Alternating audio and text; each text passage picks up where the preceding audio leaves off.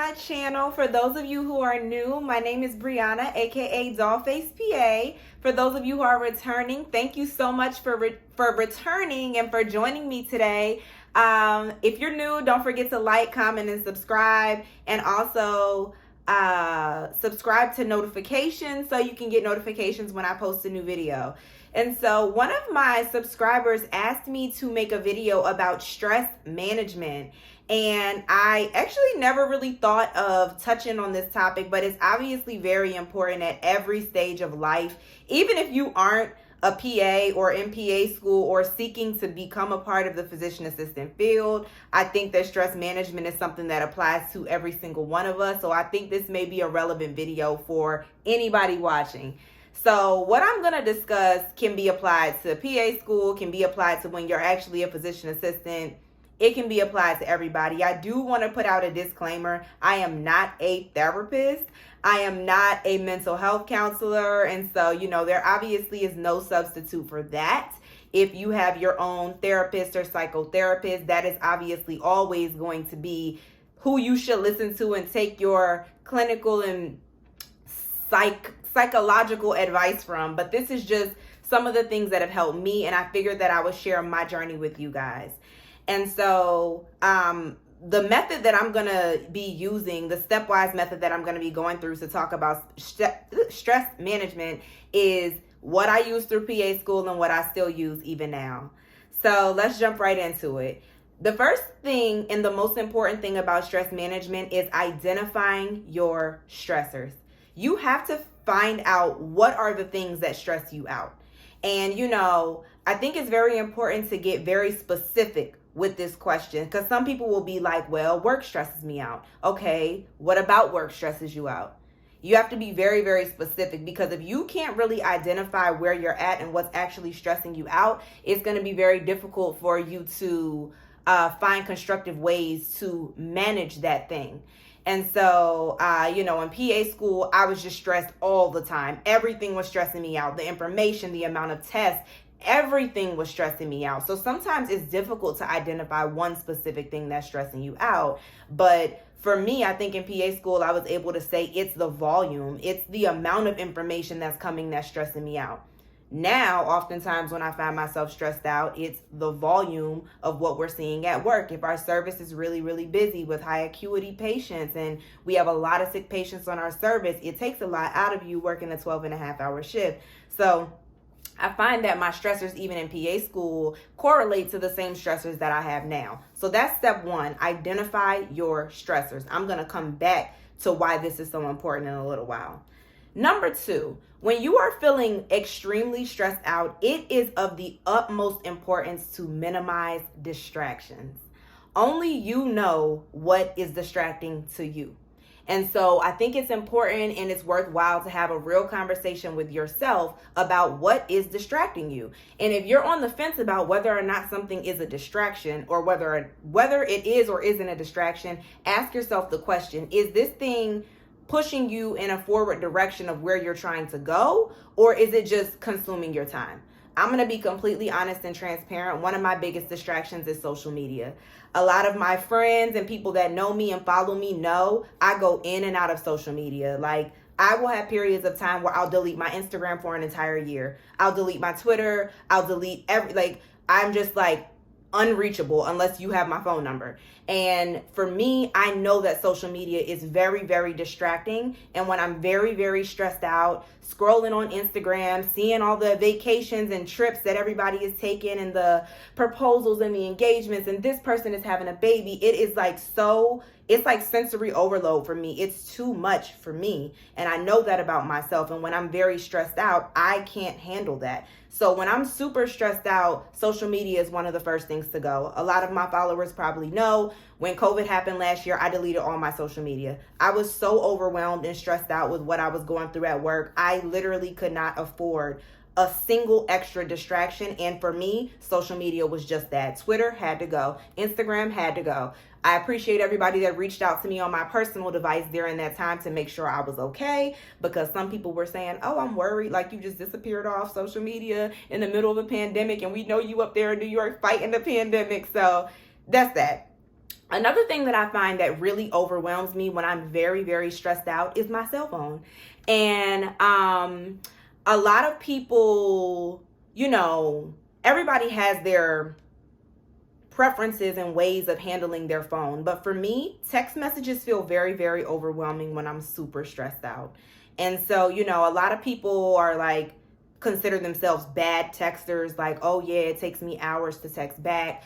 I guess I could fall into that category, but I don't really think it's much of me being, it's not as much of me being a bad texter as it is me intentionally not touching my phone. When I'm very stressed out, I don't really have capacity or space for fruitless conversations or meaningless conversations or casual conversations. If it's not an emergency or like a question that needs to be answered right now, I don't have the space to engage in that when I'm very stressed out. And that is, again, me just being very self-aware and me knowing my limits as a person of what I can and cannot handle. So when I'm very stressed out, my phone goes on do not disturb. There is a 95% chance that if you text me during one of those periods, you will not get a response. And I mean, I look at the text, like I'll look like, okay, that's not an emergency. Like I'll text you back when I'm in a better headspace. I think it's really important to check in with yourself and ask yourself, where are you? Do I have the space to talk about this right now? Do I have the capacity to engage in someone else's problems and I'm spiraling out of control mentally right now? Do I have the bandwidth to deal with this family issue? You have to be real with yourself. And so again, minimizing distractions is going to be absolutely critical, because when you're already going tumbling downhill and then the distractions come, they can wipe you out. That's number 2. Number 3, find a creative outlet. And so that is, in a way, a part of the reason why I even wanted to start a YouTube channel, because obviously all of COVID was very, very, very stressful for me. I cannot stress that enough. If you haven't watched my video about what the COVID experience was like working as a frontline provider, make sure you go watch that. But I was so stressed out. And it was like, even when I would have a couple of days off work, usually I would take that time to like recharge and reset, but I would still never feel like I was truly de-stressed. And I'm a very, very artistic person. It sounded like I said autistic. I said artistic. So I started painting. That's something that I really enjoy doing. I love like cinematography. I love making videos and basically what I'm doing right now, like editing videos, which is what I do when I edit my YouTube videos. I started doing a lot of that. I love photography. I will go outside for walks and take pictures of things and then like edit pictures of just things in nature. You have to find a creative outlet, because what you're essentially doing when you're finding that creative outlet, your stress is being translated into something positive. And so whatever that is for you, I mean, everybody has different creative outlets. I love anything that involves creating. I love cooking. That's one thing I really got into during quarantine, was cooking. I cook so much. It's crazy. I love trying new recipes. I love cooking. I love painting. I love music. I love singing. Anything that brings you back to a center, that allows you to be creative and express your creative ability, is something that I would highly recommend. Even if it's something as simple as writing. Some people love writing. Get you a journal, get you a notebook, and just write. Whatever works for you is what I would suggest for you. And lastly, this is number 4.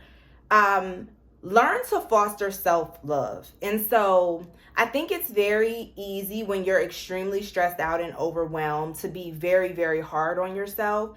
And the first thing I would say is make sure you're offering yourself grace, understanding that you're going through a difficult time right now and you may not be in the best place mentally. So you may not be being the best friend, or you may not be being the best girlfriend, or even the best daughter, or you may not be being your best right now, and that's okay, because you're going through a tough time.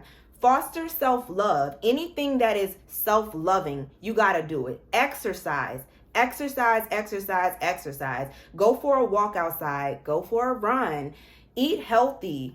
Make a smoothie. Do something that is going to be edifying to your body. Do yoga. Stretch. Read. Do something that's going to edify and strengthen your mind. Pick up a book. Read. Do something that is going to benefit your physical, mental, or emotional body in some way. That is really, really important, and that will really help take the edge off of stress when you're in a situation where there's going to be a prolonged period of stress. That's super important. For me, it's exercising. I work out in my house. I feel like a new person after I exercise. Also, I love taking baths. I love taking baths with my candles. I light my candle, get in the bath, and I can stay in the bath for like 4 hours. Like, it's pretty crazy. I have to keep cutting the water on because the water's getting cold, so I have to put more hot water in it. But that is just very, very self-loving, and that alone can make the experience of stress feel less intense. Lastly, number 5, tap into your spirituality. And so whatever that means for you, tap into your spirit. For me, I am a child of the Most High. So for me, it's Jesus. I'm running to the cross. Every time I'm feeling overwhelmed and just like I can't take much more of it, I put my gospel music on. I get on my hands and knees. I'm on my face, crying out to God, crying out to Jesus, asking him to help me. I put on my church sermons. I read my Bible. I take notes while I'm reading my Bible. I put little sticky notes all around my house with scriptures from the Bible on those sticky notes as reminders for me. Sometimes if I'm going through a tough time, and I'll look up and I'll see a scripture that I have written on my mirror or written in my kitchen, and it just really, really blesses me. And so that's my personal experience. And doing those 5 things, identifying my stressors, minimizing distractions, finding creative outlets, fostering self-love, and tapping into Jesus Christ, I'm telling you, there's nothing that's ever going to be able to take me out as long as I can be sure to do those 5 things. There's no stress in the world that is going to be able to overcome me as long as I put those 5 things into play. So in terms of the spirituality, whatever that means for you, everybody isn't religious. Everybody does not believe in a higher power. Whatever it means for you. I mean, only you can define that. And whatever it is for you, that's what you do. And these 5 things got me through PA school. They continue to get me through my career even today as a PA. And I would encourage anybody that's having a hard time, feeling super stressed out and overrun, to put these things into practice. And I really, really think they'll help. If you want to hear about anything else, have any other questions, want me to talk about anything else, please hit me up in the comments. Again, don't forget to like, comment, and subscribe. Thank you so much for watching. Thank you for joining. Please go live a stress-free life. Love you.